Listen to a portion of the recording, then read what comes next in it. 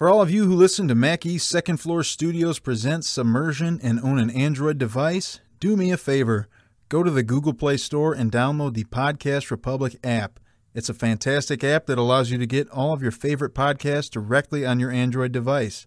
I use the app and I love it. I can search for the podcasts I want to listen to, select them as favorites, and have them all just a click away. Make sure to set Mac East Second Floor Studios as a favorite so you don't miss any of our new episodes. Again, the app is the Podcast Republic app, available on Android devices. Episode 35. Woo! And you have Jamie, myself, Kyle, and Mr. Brom. What? What's up?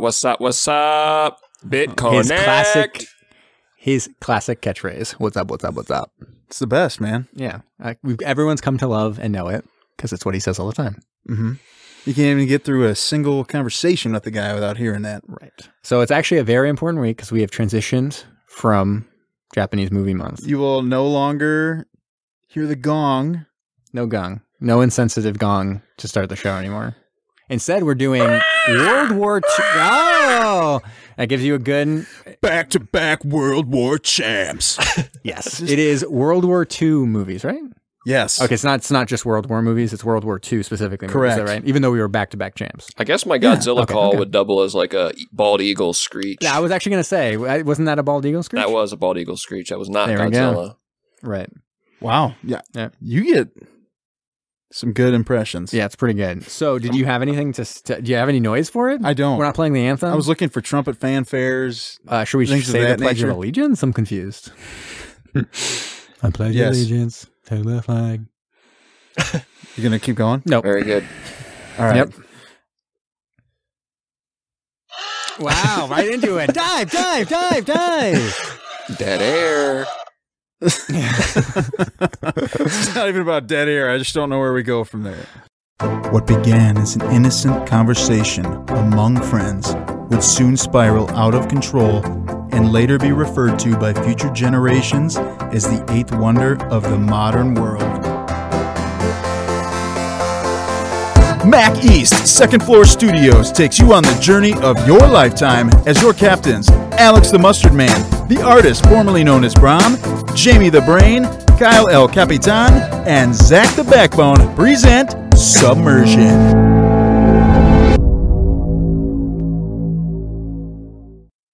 No, it is. It's nice even because we had a movie this week where they did that a couple times. They actually were doing like a dive. There was one of them where I was like, that's very close to what we do every week. I did notice that.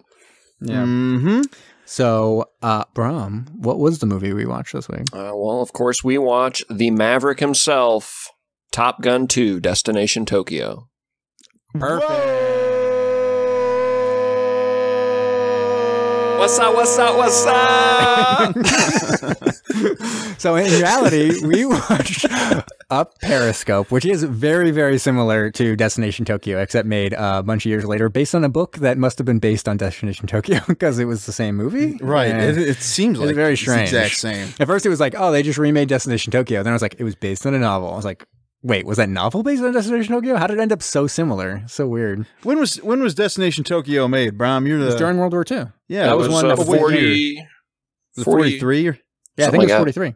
Yeah, I think it was 43. Okay, so 16 years after the fact. 16 years later, they made a movie that was exactly the same. It's not about the raid on Tokyo or anything, but it's like the same plot. Yeah. Copy, paste, change the names. Change the names, change scenario, change the, not scenario, that would change the movie. It would change. It's exactly like it, but the scenario is totally different. Yeah, it's just the plot that is different. It's like, so what? Oh, okay. I like it. So anyways, it was made in 1959, stars James Garner. You might know him from Space Cowboys or he's an old person. The Notebook. Also an old person on that one. Also Edmund the Maverick. O'Brien. He was the Maverick? That's what he got on the poster here, James the Maverick Garner. There we go. Wait, really? Yeah, that's on why the poster I made that for joke. Up Periscope? Yeah. That is the strangest thing I've ever heard. Why is that? Somebody was giving me the fast fact. He was in a movie called Maverick where he played Marshall Zane Cooper. Sure. Okay, that's interesting. That's a weird advertising scheme, I guess, that they had for that. Was that they were going to really play up his role. It was a TV series. TV series. Yeah. And there was a remake that he was in, pardon me. Yeah, Mel Gibson was the Maverick in the movie, the feature film. like years later. Gotcha. Mel Gibson and Jodie Foster, and they had ridiculous chemistry. To clean it up, Everyone it can't was help but be like. Are you talking about the Beaver? Well, no, she directed The Beaver, and he was in that movie. Yeah. But I think she was the female lead in Maverick, which starred Mel Gibson. Oh, so there's about a poker. movie actually named and Maverick. James Garner was in the TV series back in the TV series 50s, that was based on. and he played Brett Maverick, aka Bo Pappy Maverick. Yeah, obviously. Something, Oh, I guess. okay. I guess. I don't know. Duh. All right. All right. We've got James Garner. Yeah. We have Edmund O'Brien, who we've seen in another submarine film, Fantastic Voyage. Yeah, he was one of the 2 government officials that were like obsessed with coffee and sugar and shit. Yes. And we had Alan Hale Jr., which that name might sound familiar because he is from Gilligan's Island. He is the skipper. Great. I really enjoyed his performance in this. We will get to that because he was awesome. He was pretty good. Yeah. So, Brom, do you have anything to say before we jump right into this plot? No, let's get right in there. Let's get right into it. So we open, and it's 1942. We got Captain Paul Stevenson. He is commander of the USS Barracuda, and they are in a pretty tough situation because they're kind of like on the bottom of the ocean trying to avoid these ships that are trying to depth charge them and stuff. And but there's an injured person on there. So there's a guy who had a torpedo room accident and he's injured. And by protocol, they have to stay on the bottom to make sure that the crew survives for a set amount of time, even if it seems like those boats have left. And so playing by the book, our captain decides we are staying here, even though it potentially will make it so that the guy has less chance of living. Mm-hmm. And of course, this turns out to be the case, as we will come to find. Yeah, he dies. He does. He actually perishes in this scenario. So they come up to the surface, go back, and he passes away from his injuries, even though they stayed on the bottom for a really long time, right? Wasn't that the point? It's like they were there for a really 6 months. Yeah, 6 months. Right. They were down on the bottom of the ocean for 6 months. They had children, and those children were actually the ones who captained it back to San Diego, right, or Pearl Harbor. It was really odd. It's crazy. It was asexual reproduction. Life finds a way. I think as everyone knows, life finds a way. It does, and they found a way on this ship. That's actually where this quote came from. Yep. Was Up Periscope. Yes, yeah, that's where Michael Crichton got that quote for Jurassic Park. Yes, he was watching Up Periscope. He's like, oh, I really like that line. I think I'll incorporate it into my work. Yeah. We say a lot of real, true things on this podcast. That definitely happened in this movie. So we cut on over to the sandy beaches of San Diego, and we see James Garner chasing a lady with a mullet on the beach. You're like, get out of here! Get away from him! He's clearly chasing you. Yeah. But he just wants to make a bunch of pretty crazy double entendre jokes to her about he does. Wanting to bone her. A little sex on the beach, and I ain't talking about the cocktail. Yeah. And he's talking about like forging a new beachhead. And I was like, whoa. Yeah. Wait, what? He says, you know those beach maneuvers I was using this afternoon? Well, I wasn't just trying to establish any old beachhead. My God. What year is it? Yeah, this is raunchy stuff. Whoa. But anyways, they're like smooching. They're like loving life. They're clearly way in love, but she's kind of like, not so, seems like not so sure because they just met, but he's like totally smitten. All right. So when you say just met, it has been a week and 2 days. Week and 2 days. Literally just met. Literally just met, but they're already saying like beachhead jokes. Oh, I love you. Yeah. And at dinner, he even asks her to marry him. Yeah, so they're at dinner, and he is pretty cool for school, I should say. Oh, yeah. He's too cool for school. And he is basically like, don't worry about it. We're just living life. We're just like a couple of super sexy people, and we should maybe bone and have children. And she's like, oh, no. And she like runs away. And that's all we see at that moment is she kind of like runs out of the bar. And we're like, oh, zing. He got totally rejected, like a total goober, get out of here. And he goes back to his base in San Diego, and they're like, I know you just got rejected and you can't make any phone calls to alert anything, but you've got to get out to Hawaii now, stat, because you are on this secret mission and you are like one of the tops, like you're a VIP, like badass. It was funny though, because they said you don't have time to make any calls, but he sat there and watched the guy pack his stuff, and the guy wasn't in any hurry. No, he could have just left and made a 2-minute phone call and been fine. So anyways, he makes it out to, they fly him immediately out to Pearl Harbor, where he is At first I thought he was the replacement for the guy who had died on the boat, but it turns out that he's like kind of a secret, like a mission guy. Agent man. Sure, he's more or less like a SEAL, right? Like a Navy SEAL of sorts. All right. Yeah. Well, he's not that tough. No, but he specializes in like underwater stuff. Like he's got like diving. Yes, acrobatics. Actually, Cirque du Soleil. He's on some kind of underwater demo team, but he's got skills. No, that's what he said. He's some underwater demolition training thing. Wait, so like Armageddon? Yeah. Oh my God. But he also... This is where they got the idea for Armageddon too. It is. It's Michael amazing. Bay watched this and was like, that's great.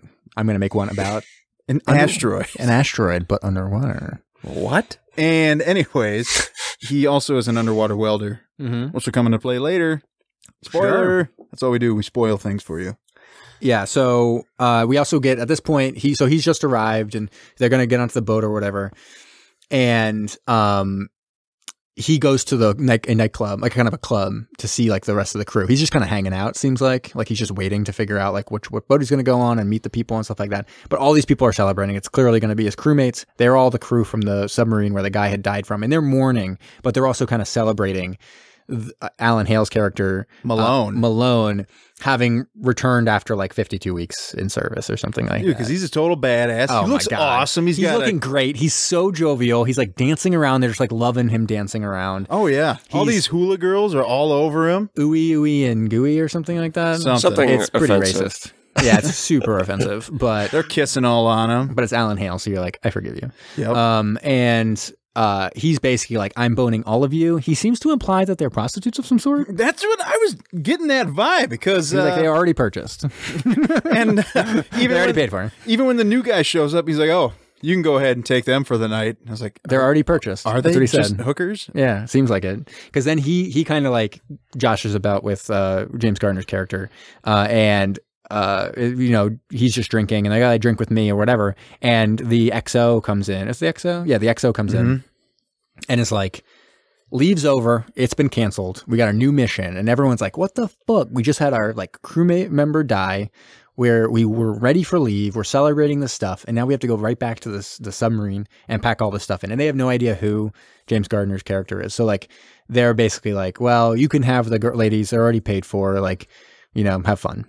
And so off they go. But before any of this stuff, when James Garner gets down to Pearl Harbor, he does meet with a commanding officer. And, stuff like that, and he seems to know everything about him, because he's like, oh, you know, I'm sad that I have to leave. This is an important thing. Yeah. I'm sad that I have to leave because I just met this lady. He's like, oh, and I bet you took her to the beach and had kisses and then took her out to dinner and you proposed to her and you've only known her for a week and 2 days.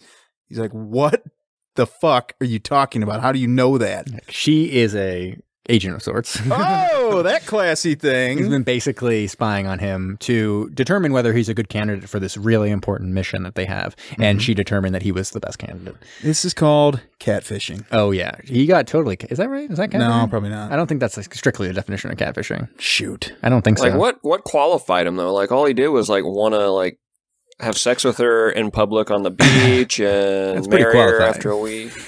I think, if you're a pro. So I actually thought about this as well. I think the big thing is that there was times when she was kind of saying like, oh, what do you even do all day? Kind of stuff. And he was like, oh, whatever. It's like, it's nothing. Top secret. Yeah.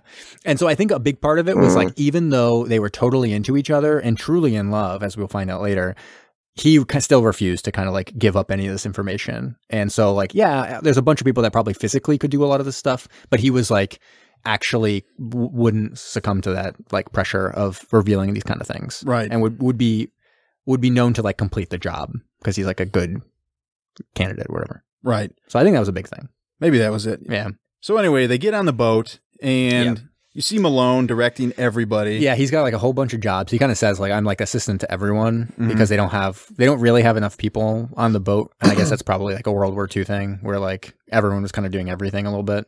So he kind of like make sure all the stuff is there, make sure this other stuff is there, like kind of organizes this and that. And so he's doing a lot of stuff everywhere. But do not worry, because he asked about the ladies from last night. No, this is like his slow descent into madness as he like obsesses constantly about like what happened. Because like what the problem is James Garner, and what was his name again? James Garner character? I can't even remember. Yeah, in all my notes just him as LT. I don't think they ever really mentioned it that Kenneth much. Braden. Oh yeah, Braden. Oh, Yeah, Ken. Ken. Yeah. So Ken, he's like, oh, how'd you like the ladies? How'd you like the ladies? And Ken's just like, they're expendable, right? That's what those are his exact words. Yeah, they were expendable. I was like, is he Jack the Ripper or something? Yeah, they're expendable. They're expendable. Like, wait, what? Cut them up. Done with them.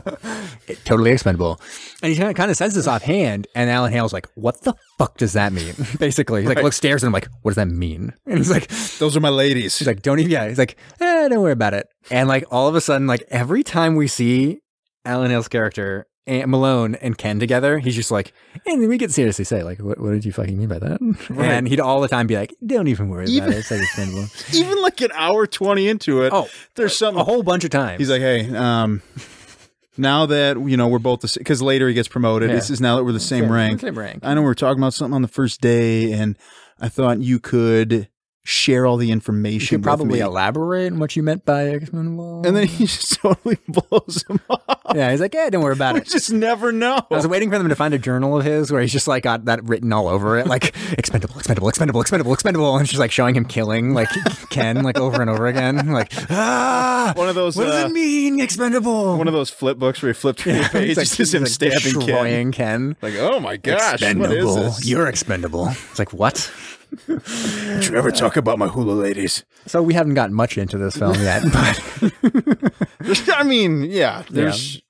They go along. Yeah, so they start to go on the trip, and the big thing that's revealed is that the whole mission is basically that Ken is going to be diving into this lagoon where they know that there's a big tower, kind of a radio tower, right? That's radioing out to all these different ships. So if they know where these ships are or can direct the ships with like secret messages that they don't know if they're coming from them or from the Americans or the Japanese, they'll have the potential to bomb them and like really make a big dent in the war.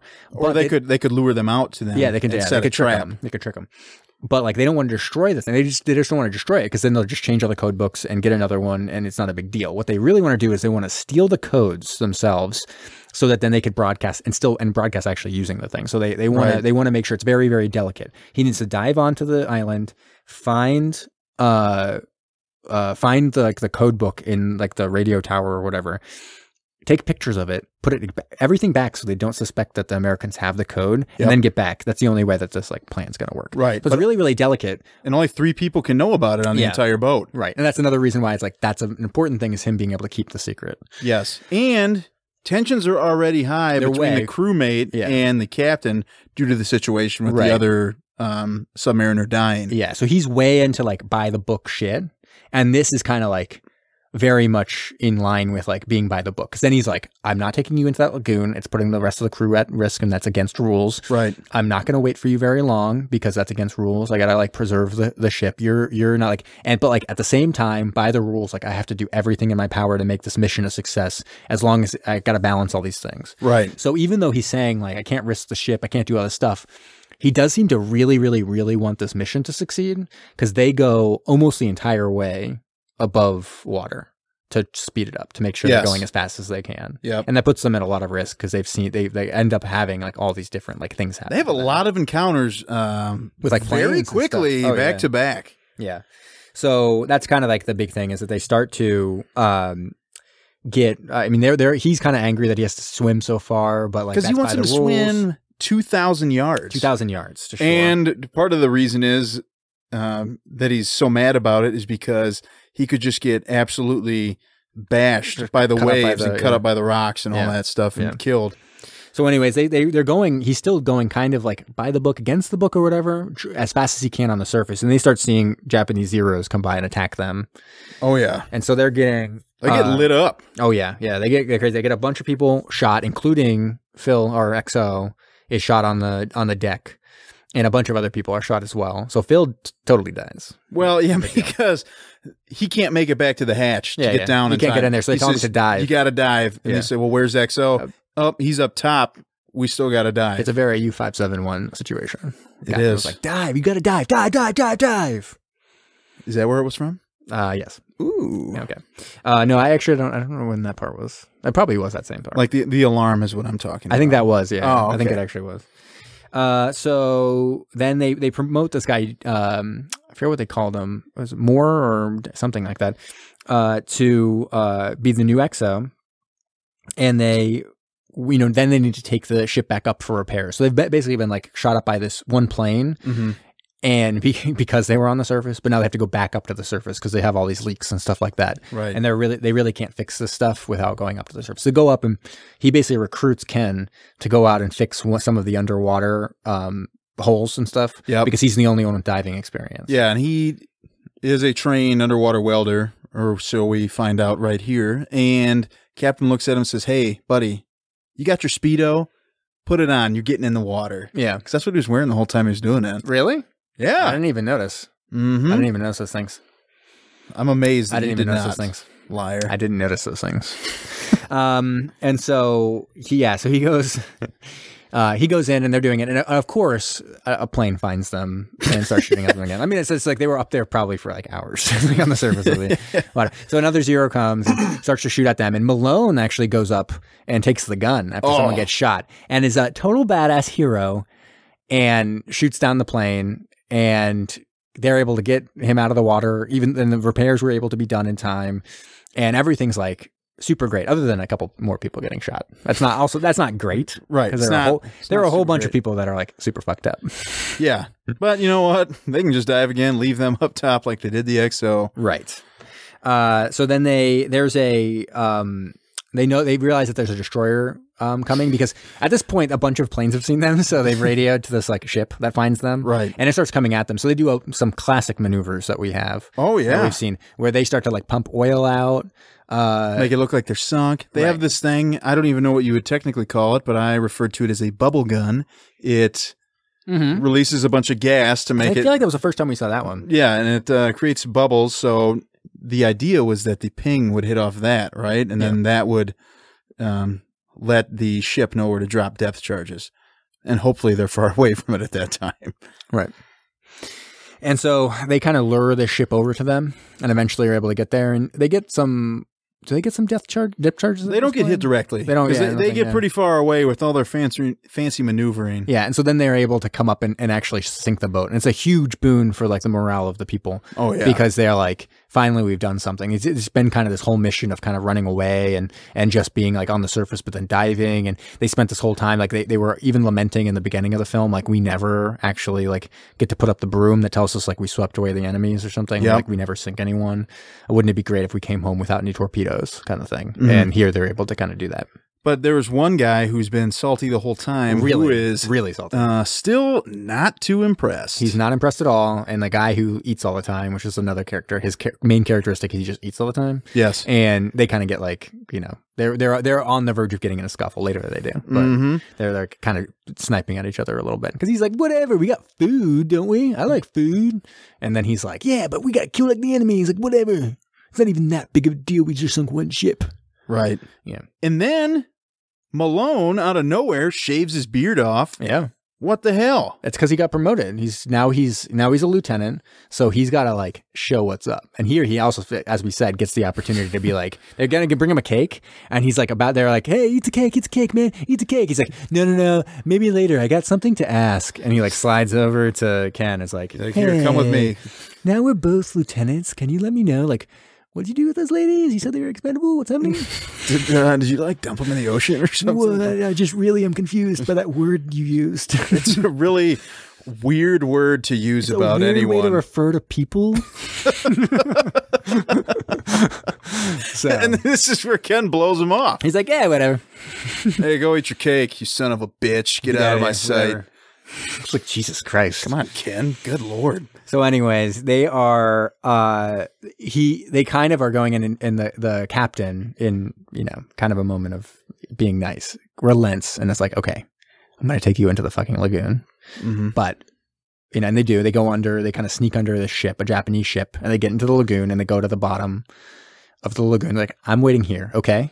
And they're like, okay, watch my dick. And he pulls it out and it goes perfectly to 4 o'clock. It's like, it's 4 o'clock right now. When my dick swings all the way around and points straight up in a full erection, that's when I know it's time for us to leave. Okay. And he's like, weird. Okay. Yeah. He's like, well, that time I'm going to leave the bottom of this ocean and not come back and get you. You got 18 hours. 18 hours, yeah. Because if we try to leave, come back and get more air, maybe we can leave once, but we're going to be detected. There's no way we can leave twice. Right. They'll kill us. It is funny how he knew exactly how long it was going to take for all that air to run out. Like they were, when we were see down them to the wire. Yeah.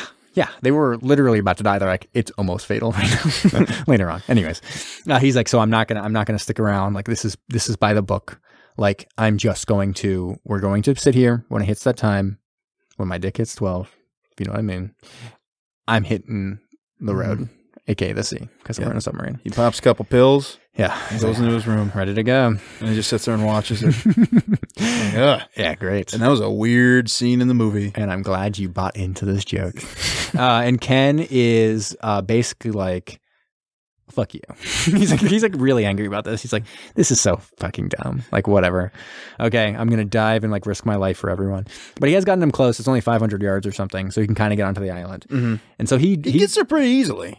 Gets there pretty easily. It is dawn at that point, so it took him a couple hours to go 500 yards, which seems weird, but whatever. It's like bright out. Everybody swims at their own pace, all right? What time's the sun rise in Japan? I don't know. Never, probably. Oh, no. It's the land of the rising sun. That's right. It's probably because I think they know that once the sun actually rises there, that's when they know they've really reached the pinnacle of their empire. So it hasn't yet risen. Oh, okay. Right? I have no idea. No. Brom, can you look that up? Why Brom, that is? Look that up. Why they're the land of the rising sun? Yeah. I'll get on it. I want to say, I think they were closer than 500 yards. I want to say they were 5 yards. Okay. I think they were like super close though. It's actually the submarine just on the beach. I was going to look that up. We got you pretty close. I thought that was the most interesting part of the film, was sort of that dynamic where he was kind of toe to toe with the captain, button heads, and then so he was expecting that he was going to be what did we say, 2,000 yards out? Yeah, something like that. Yeah, something crazy, and I think they ended up getting him in close to like 100 yards or something.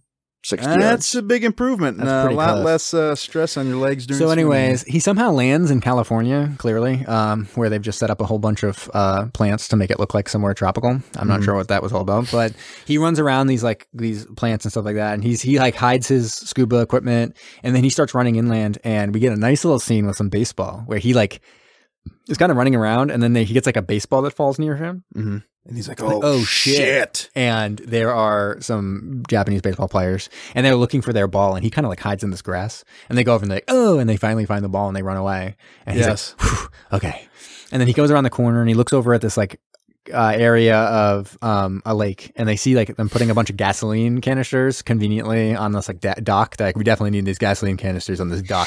Yeah, on this inland water dock. Yeah. Why do we even have this dock? I don't know. And then they walk off the dock and they get into well, it's great for storage. Yeah, and then they get onto a truck, and so he swims across. He's kind of like scoping out everywhere. So first off, he doesn't walk anywhere during this section. He's wiggling and slithering all over the ground. Yeah.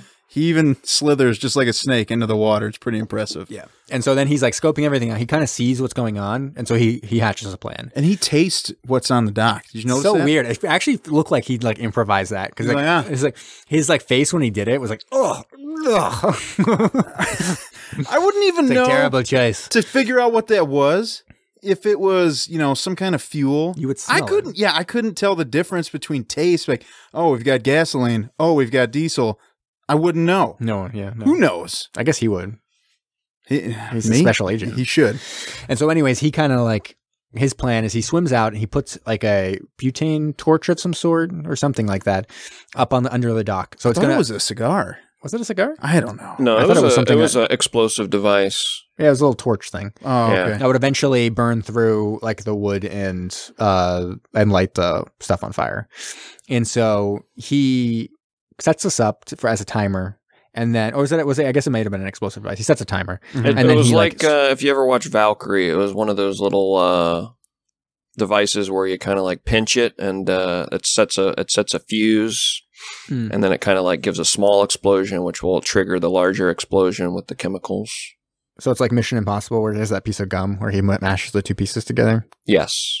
Yeah, okay. What other Tom Cruise movies can we reference? No, you can just say Tom. You can just call him Tom. Yeah. I mean, I know you're good friends with him. I am. We should actually get him on the podcast. He's actually just sitting in your living room right now, chilling. Yeah, he's like, keeping Tom, the dog company. You're like, Tom, just Never relax. thought to ask. Recording something.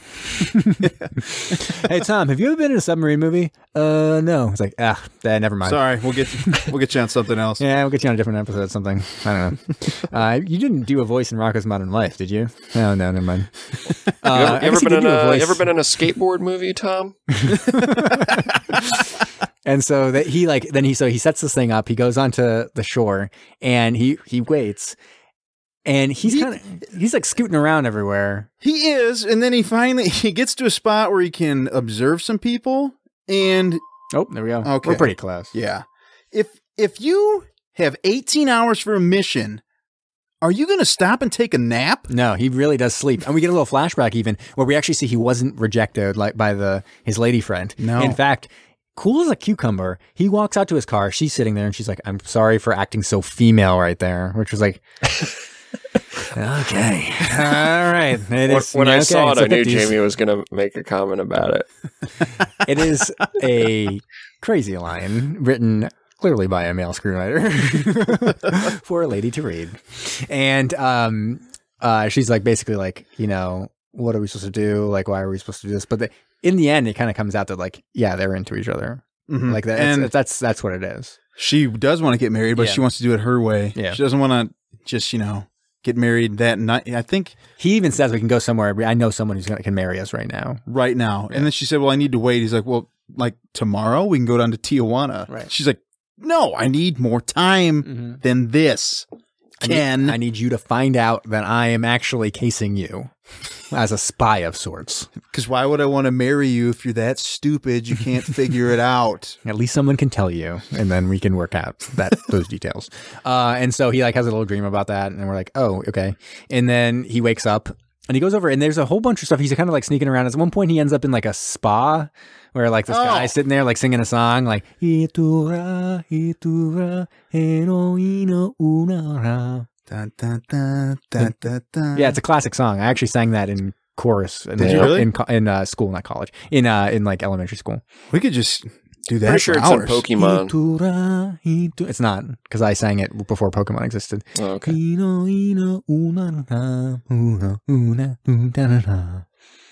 Sakura, so you knew the song? Yeah. Is it a simple song or something? Sakura. You would know. Sakura, I mean, like Sakura. It shows up all the time. Okay. Yeah. So anyways, they do that whole thing, which is kind of racist. And then the thing explodes and everyone runs off. They just like run away real quick. And then only one person is left. And that's the guy who's kind of like manning the station. The comm station. Yeah, but he's also pretty interested. He seems really bored and also kind of interested in this giant explosion that happened. So he kind of like sits outside and he climbs in the window, James Gardner's character, and Ken, and searches around. Like, it's actually pretty intense. There's a lot of tension. It is. It's not a big space. Not and at all. He has to keep watching the guy in the door. Yeah, so he's kind of like climbing around. He eventually finds it in a drawer. And he's taking pictures, and the guy like comes in at one point. He's like kind of like sitting there and like could have easily been seen. Oh yeah. But then he gets like a message, and so he has to start like sending a message back. So he's doing Morse code, and he's able to get the final pictures, put the thing away, kind of set everything back up so it doesn't look like he's been there, and escape. But it's like pretty much over at this point. They are hit the deadline. They're running out of on the sub. They're running out of air. He's already broken protocol by allowing someone to hit the side of the sub with a wrench to let him know where the submarine is, because they're a little worried he got disoriented trying to find the submarine again. And that's like totally against protocol, obviously, because anyone could hear it. Any sonar could really hear it. Oh, definitely. And then know that they're there and come after them. So it's really putting everyone at risk, but he decides to go against that protocol. And so he's able to scramble down to the beach, put on his scuba gear, and swim out there. And it looks like it looks like they're about to go, because they're like, okay, everyone get into the engine room, start going. And all of a sudden he starts to knock back. Yes. And everyone's all excited, and he climbs back in, and they are, they are able to go away. Yep. And the commander is all like dejected a little bit. I mean, it's great that they did the mission or whatever, but he writes his own letter to say like, we broke protocol. I broke protocol several times, and it's up to you, my punishment or whatever. I need to be investigated. Yeah. And they return, and their glorious reception. There's like a band. They put the broom up. They're super happy about that fucking broom on the top of their submarine. And everyone's like smiling and whatever. And he's like looking for his letter. He's like, where's my fucking letter? How am I going to like punish myself if I don't have this letter? And they're like, maybe someone lost it. And they're like, what? He's like, it's one of the crewmen like smiles at him. And it's the guy who's like the cranky guy. He's like, Yes. He clearly was able to grab that letter. A real and change of destroy it. heart. Yeah. And everyone's like, yeah. And then he looks at the shore and there's the spy lady who's like smiling at him from Hawaii and at the shore. And then he's like, oh my God, my like spy girlfriend and soon to be my spy wife. Yes. And Malone is on deck. And who shows up? Oh my God. The 3 expendable hula He's girls. like, thank God you didn't kill him. Kill them. Oh my God. They even have a sign. Welcome back, Malone. He's like, we're not expendable. It's like, what? I don't even know what that word means. And that's it. That's the end. All right, guys, I found why Japan is called the Land of the Rising Sun. Lay it on me. Name is as old as 1,400 years to the Chinese, not, at that time, not necessarily knowing, I don't think, how the solar system worked and everything. They just always knew Japan is where the sun rose every morning, was over Japan out on the horizon. And I see. Japan was called Nippon, and Nippon means sun origin. I feel like this should have been with our Japanese movie month. We probably should have talked about that then, yeah. It's a good transition. Yeah, it is. It helps us kind super smooth. bridge the gap.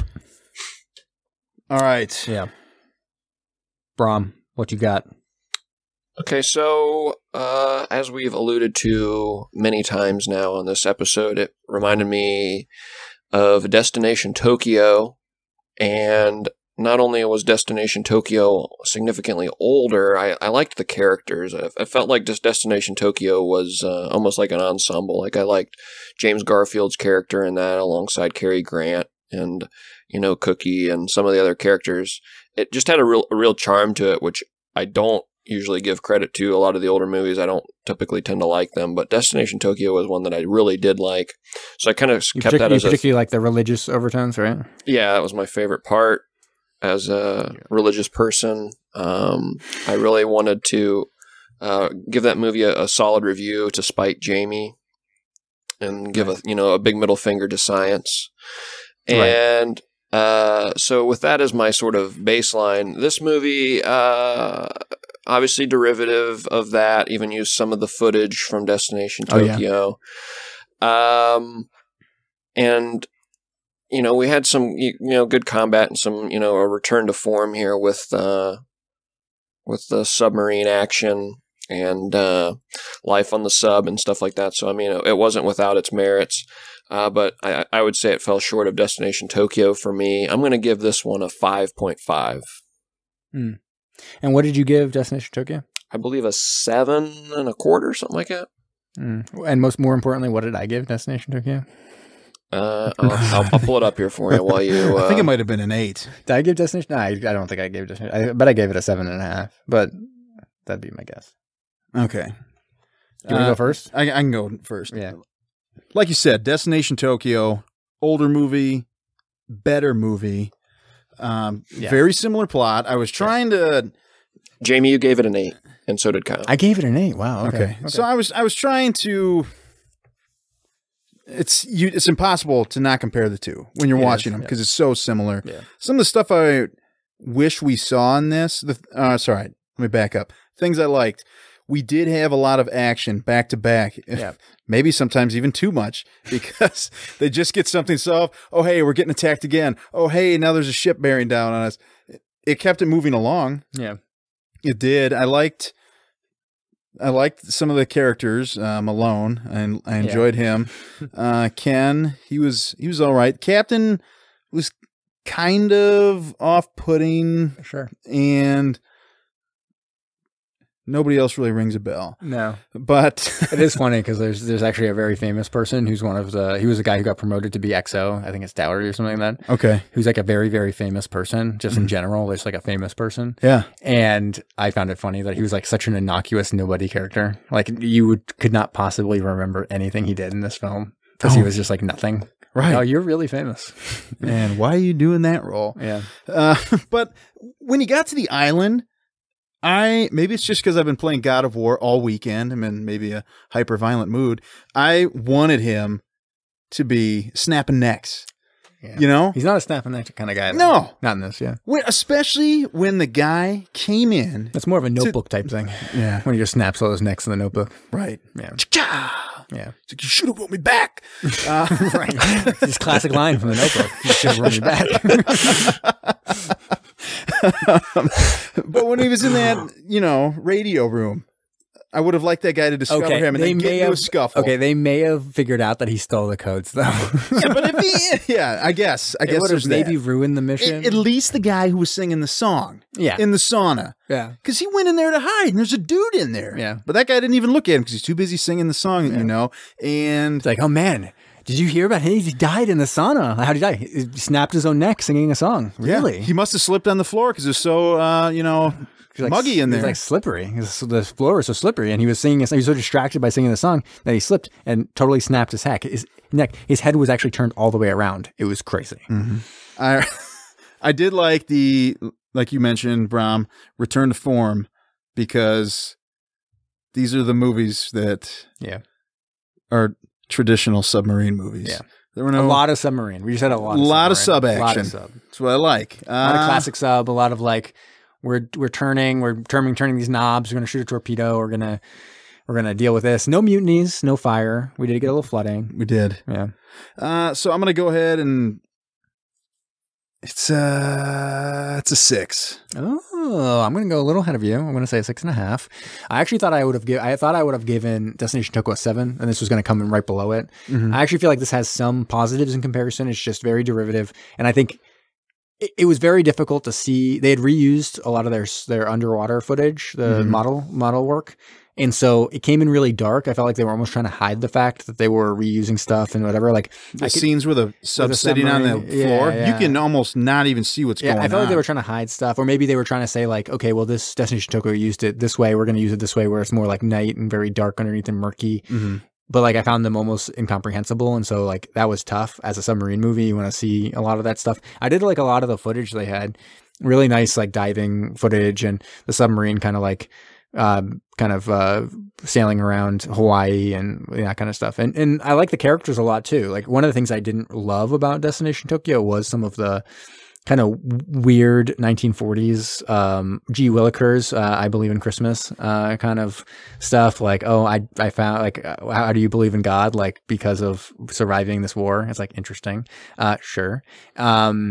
And those kind of overtones are not necessarily something I look for in a film. And this kind of like skipped over all that stuff and just had more of the stuff that I liked from Destination Tokyo too, which was the action stuff and whatever. It's just, it wasn't as well made. It was very derivative and just of lesser quality overall than that kind of film. So go a little bit lower, 6.5, but I still liked it. Yeah, I mean, it's still definitely one to watch. Yeah, it's a pretty classic film. I liked it. All right. That's our guy. We came in pretty much in the middle on that guy. But I think some of these other World War II ones are going to come in a little higher. Ooh. Would be my guess. Because they are some classics we got coming up. Yes, we do. All right. Are you ready for some trivia, guys? Yes. I'm ready. Oh, both said yes. Good. Brom, are you sure, though? On second thought, let's just get into subs worldwide.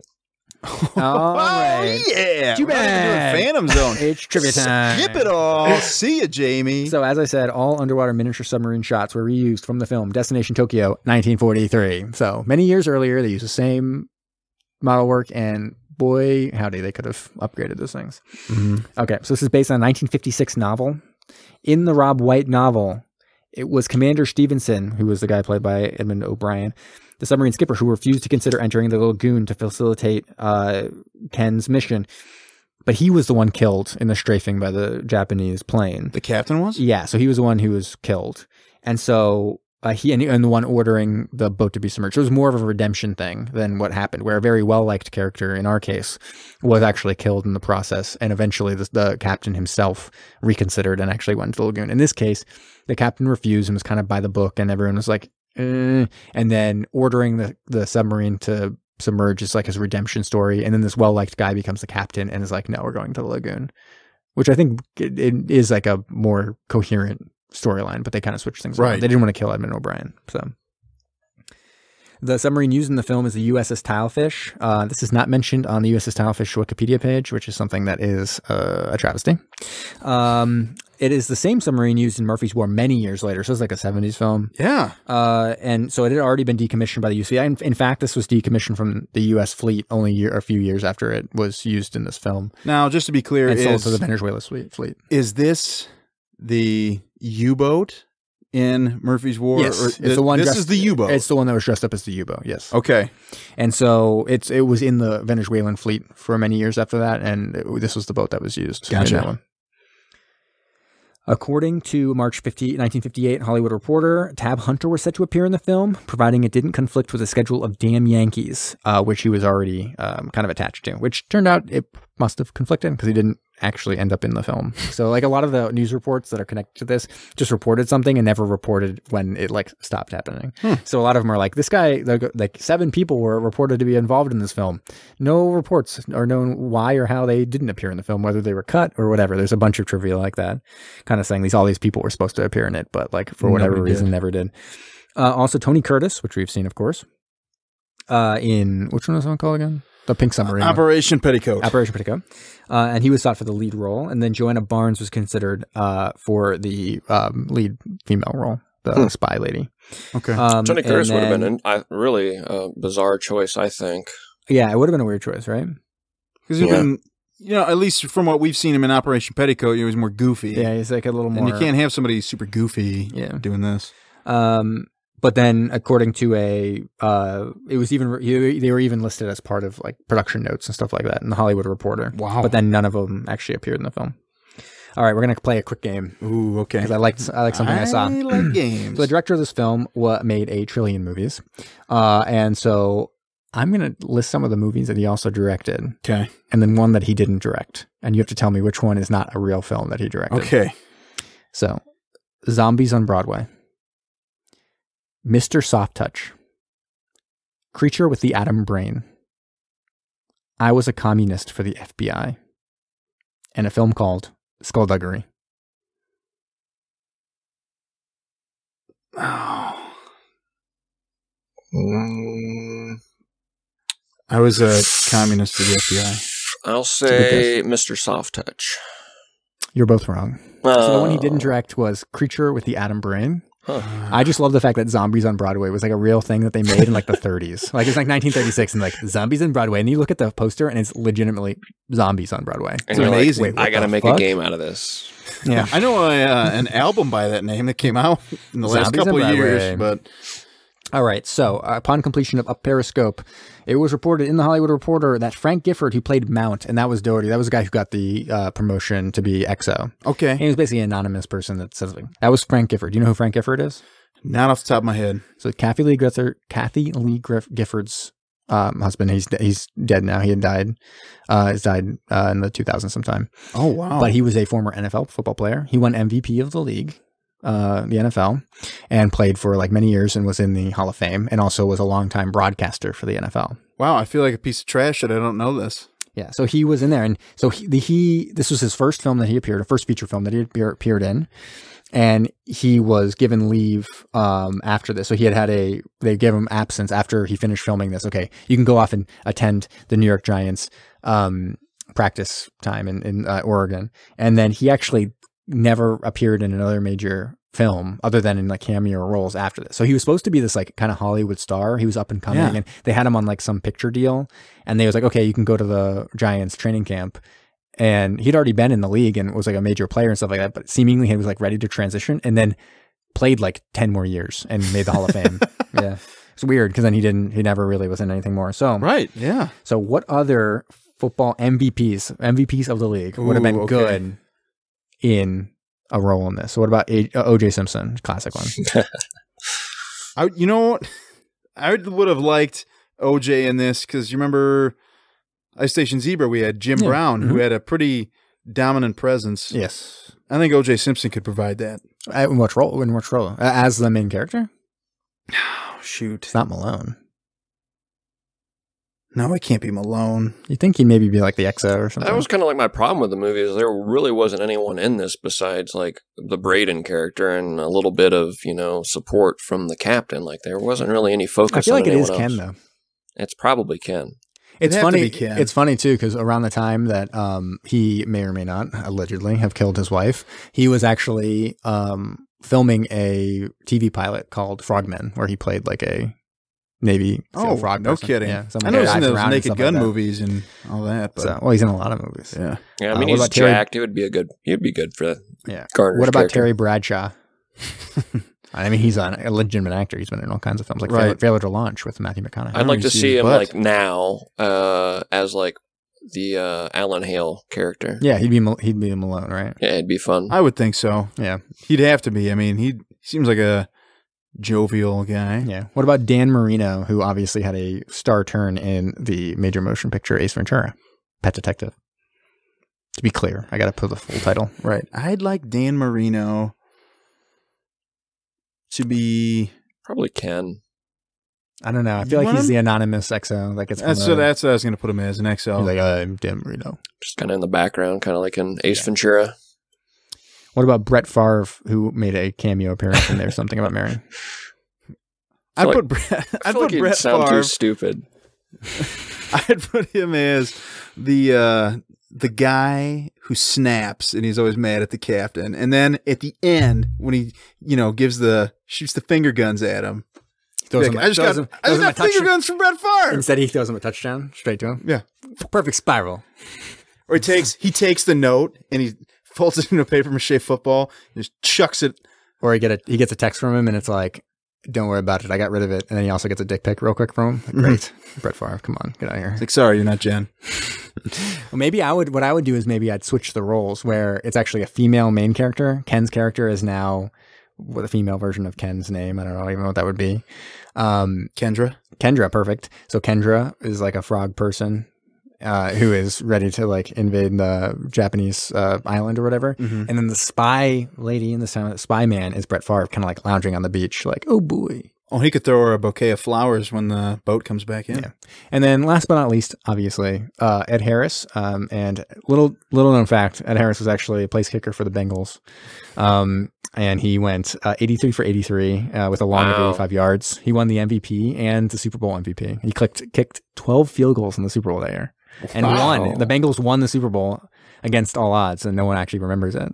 And Ed Harris was the place kicker. I don't remember that. No one remembers it. It's incredible. So what do you think Ed Harris would be good at, though? He's Ken. Kenneth. Yeah. I mean, Not, come on. I mean, not what I call him Kenneth. Ken. He's Ken. Kenneth. I want him if Ed Harris is in there, I want him to be called Kenneth. He could be the hard ass by the book captain too. That sort of has That's to have the true. redemption Ooh, that's true. redemption Later in moment at his the career. end. I feel like every time you say Ed Harris, I just automatically assume Hero. main role. Yeah. And like good guy. He's never plays a bad guy. Mhm. It's always a little confusing, even when he's a bad guy. Like, maybe I kind of like this guy, what this guy's going for. Like, well, he's trying to nuke the entire world. Like, yeah, but like you can see his point of view a little bit. Mm-hmm. What if one of these people had a cameo? They were a U.S. defector and they were flying one of the Japanese planes that was attacking the sub. Brett Favre. You think it'd be Brett Favre? Yeah, because he sucks. Get out of here. Goodness. No love. No love for Brett Favre. I do not. Whatever. Anyways, I don't condone him sending dick pics to people. Okay. I think you of all people. You're just like a paragon of morality, Jamie. So Thank you. I take that as a compliment. And then, so finish it up with a little Phantom Zone. Engage the Phantom. Phantoms engaged, sir.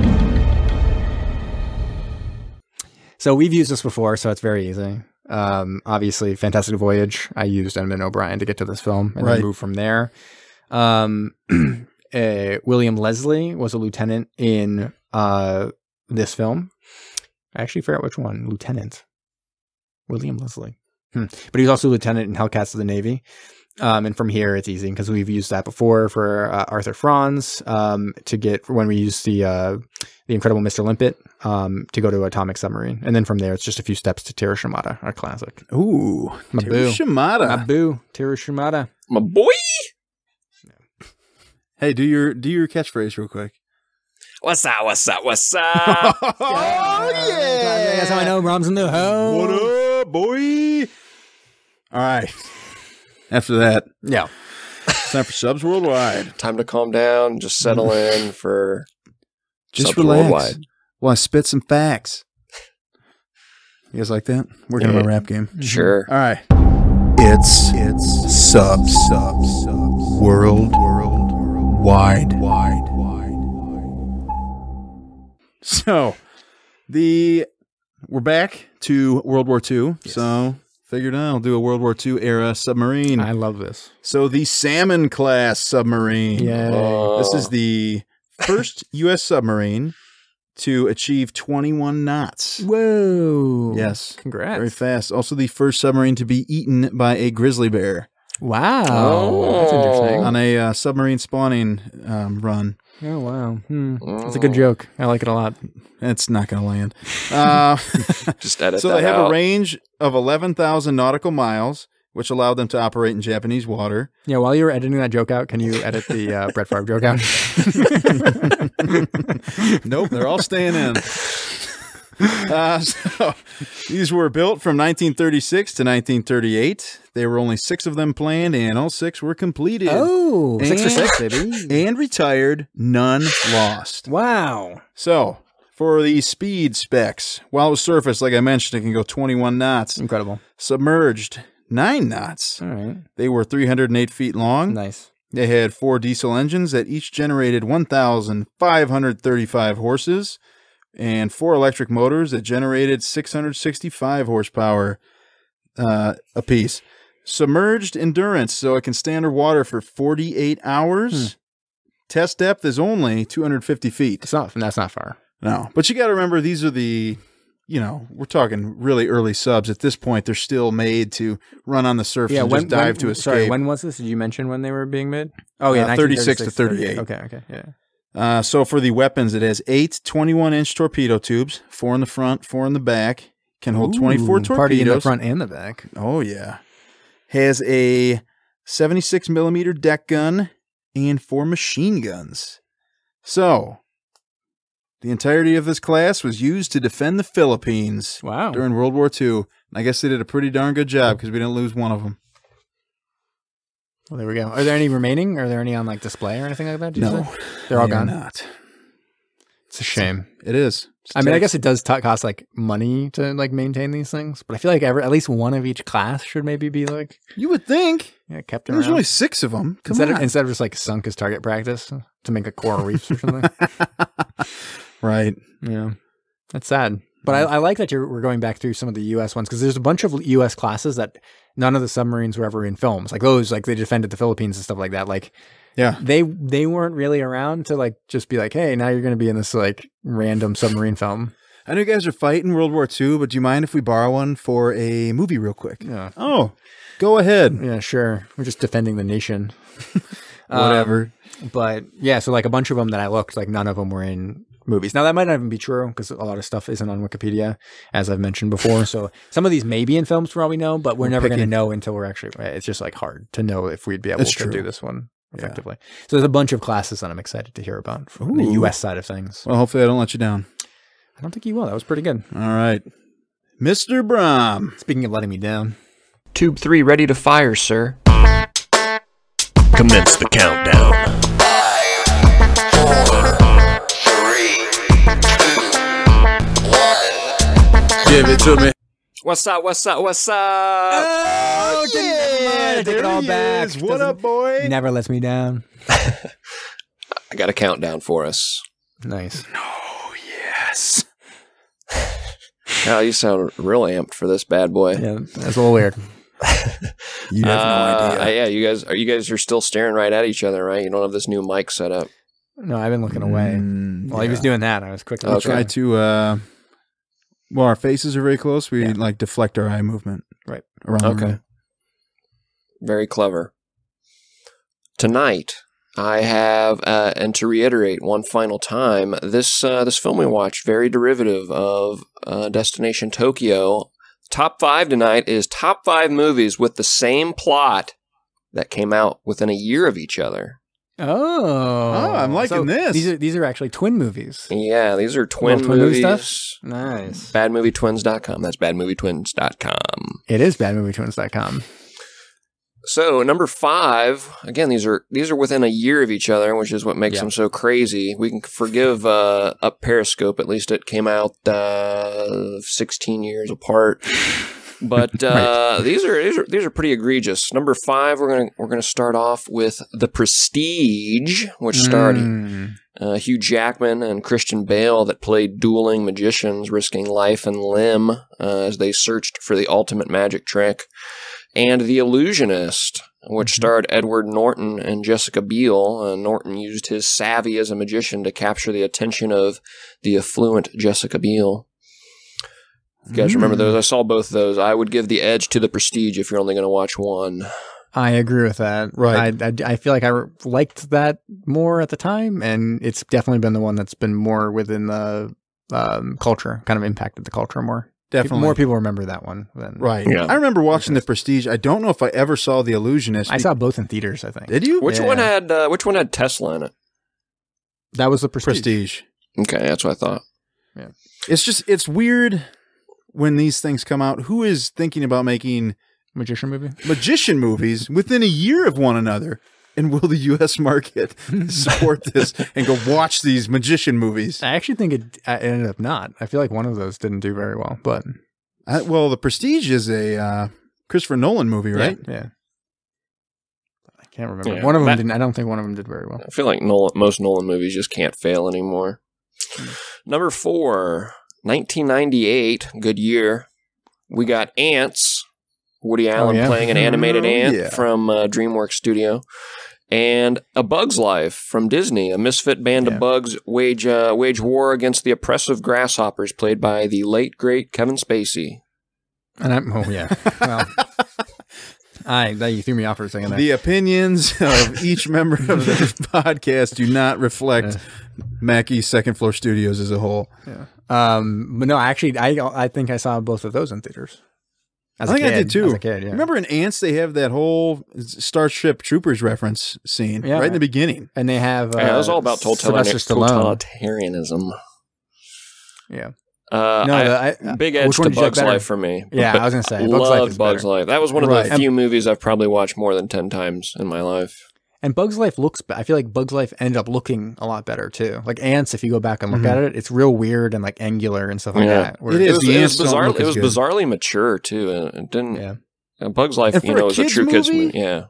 Yeah, you're gonna go Bug's Life. Yeah, gotcha. 100% of the time. Yeah.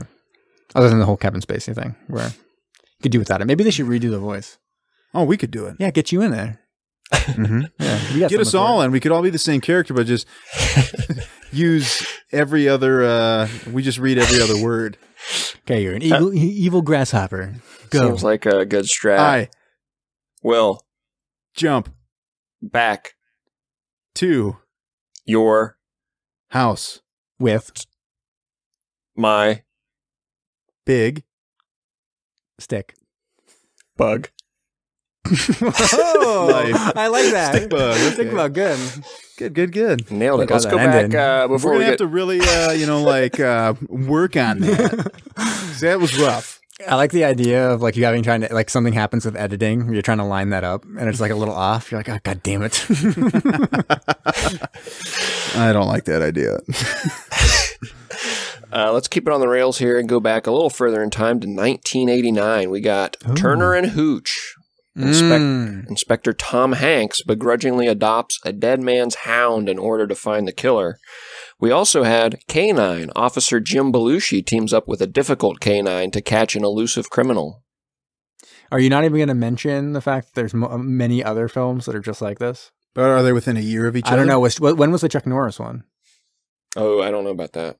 These are all check like, that one out. again, they had to occur within 1 calendar year of each other. Yeah, I guess my point is that like this type of movie comes out like every few years. Yeah, for It's like sure. there just was one this year, Show Dogs with Will Arnett, where he goes to Las Vegas to investigate a corrupt dog show. And there's a talking dog. His partner is like a dog. Will Arnett's in that? Yeah, How good is it? it's a really bad. I'm gonna watch it for come badmovietwins.com.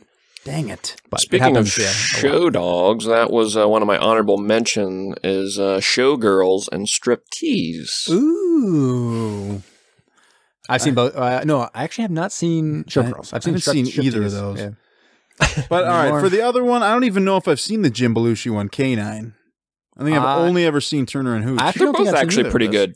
They're both pretty. I've I not mean, seen but either Turner of and those. Hooch is like a classic. Right. Yeah. Edge to It's Tommy Turner and Hanks. Hooch. Yeah, Tommy oh boy. Hanks. Number 2. This one's He has, bad. he has a and I submarine. would- He has a submarine film coming out next year. What one? It's Tommy called, Hanks? Yeah. It's called like Gray something. Greyhound? I think it's called Greyhound. Greyhound? Yeah, Like the dog or the bus? Or like, the sub? like the Battle of Midway, I think is what it's about. No, that's Midway. And he It's befriends about- a it's about dog some that battle. helps him pilot the submarine through uncharted Yeah. waters. The dog uses his keen hearing to It's something locate like that. But enemy I think Sonar tech goes down and the dog has to direct it. I think he's writing and directing it, and it's about like World War II, and it's about a submarine. That sounds good. awesome. Yeah, and then there's another one, Midway, about where submarines in it as well. That's next year too. Hot damn. Yeah. Back Couple to war the movies, contemporary era, a couple of terrible movies, IMO. White House Down. Channing Tatum rescues President Jamie Foxx when he is attacked in the White House. And same year, Olympus Has Fallen. Gerard Butler rescues President Aaron Eckhart when he is kidnapped in the White House. So White House Down is considerably better than Olympus Has Yes, I agree. Fallen. Olympus Has Fallen then spawned a sequel called London Has Fallen. Correct. Which was even worse. It was Yeah. terrible. Like, That's those ones so with Morgan bad. Freeman as president? Yes. And I think they're going to have Angel Down or something, where he's on Air Force One, which actually sounds like I'd actually like that. That one's much better. I literally thought when those came out, it was the same movie. Yeah, no, but White House Down, the problem I had with White House Down was that it was, it looked really cheap because it was made for like not that much money. So it was all done, it all was pretty clearly on some set, and they just kind of filled everything in with CGI. And so like he's supposed to be like in an SUV, like driving around the White House, but everything is like computer generated. It's so really? weird. Yeah, it looks really strange. My problem Isn't with Jamie White Foxx House. in one of these? Yeah, Jamie Foxx White is the House Down. president in White House Down. Okay. Number 1. We got 1998, and 1999. We got The Truman Show. Wait, Unbeknownst what? to Jim Carrey, his entire life is a reality television show being broadcast to massive audiences. Within a year of that came Ed TV. Beknownst I to know Matthew these two, yeah. McConaughey, his entire life is a reality television show being broadcast to massive audiences. You didn't even mention like the most prominent of these. No, first of all, Truman Show, classic. Hands down, Scott Ed Harris. Great Yeah. show, great movie. Ed Love that. TV, even better. No, I'm joking. But you didn't even mention the most prominent twin film ever. What's that? Armageddon. Oh, and Armageddon Deep Impact? Yeah, I thought about it. I have not seen Deep Impact, so I didn't want to do something that I hadn't seen I the see. movies. That's just the one. That's like the first one that comes to mind because it was crazy even at the time, as it was like Deep Impact, and it's like and Armageddon. It's like, wait, are these? This is really confusing. Is this the same film? Somebody gave me and Deep Impact in the Deep. Impact in the Deep. That's Yeah, right. Somebody gave me Deep Impact as a Christmas gift when I was a kid, like a DVD of it or something. All that kind of stuff happens all the time. I feel like I used to give DVDs as gifts to my brothers and stuff like that. And a couple I remember back in the day being like, I wonder why I thought he would like this. I don't know. Doesn't matter. It's in the $5 bin. Yeah, exactly. Got the gift. It's done. Yeah. Get it. Did it. Truman Show is really good. Truman Show's good. Too bad. Does it have a submarine? It probably does. We not. just don't see it. I looked it up when we were talking about when we really got on the big Ed Harris kick. I looked. It would have up to been see. funny if there was a submarine, right? Like that's a way they're Yeah. getting certain shots, like underneath the sailboat and stuff. That's why I figured there might be. I looked and like I googled and I didn't find anything, but I wouldn't be shocked if I go back and watch it and they There's have probably like a submersible. they're probably Yeah, there probably is one. We just don't get to see it. Because you'd think that'd be a great way to get some shots with in the like certain angles. Or of the coastline. Yeah, exactly. You put up the periscope. Yeah, exactly. Scan the line, scan the coast. Yeah. Missed opportunity, really. It really is. Ed Harris should have been on that. Like, Him of all people. I'm going to be doing this film called Phantom. I wrote and directed it. Already did The Abyss. Mm-hmm. Let's do it. Let's make it the trilogy. They wouldn't have denied him. He's Ed Harris. He's Ed fucking Harris. That's right. He's got 6 packs. His 6 packs are 6 packs. You say 6 are sick? His 6 packs have 6 packs. Oh. There's you said 6. his 6 packs are sick packs. They're sick. That's even bro. better. I should have said that. Should have. Oh boy. So that was Up Periscope. That's it. Thanks for listening. Stay tuned. Next week, more World War II stuff. And finish off with your catchphrase. What's up? What's up? What's up?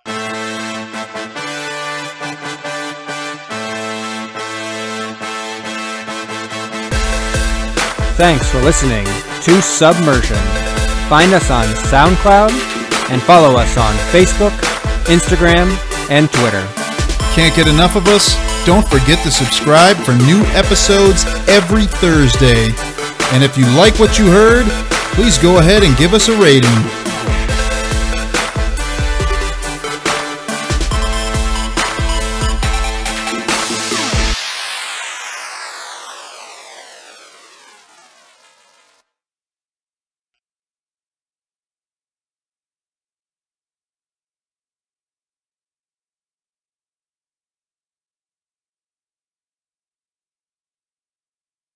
We should make an episode compiling all of our 10 seconds of silences and release it as our final episode.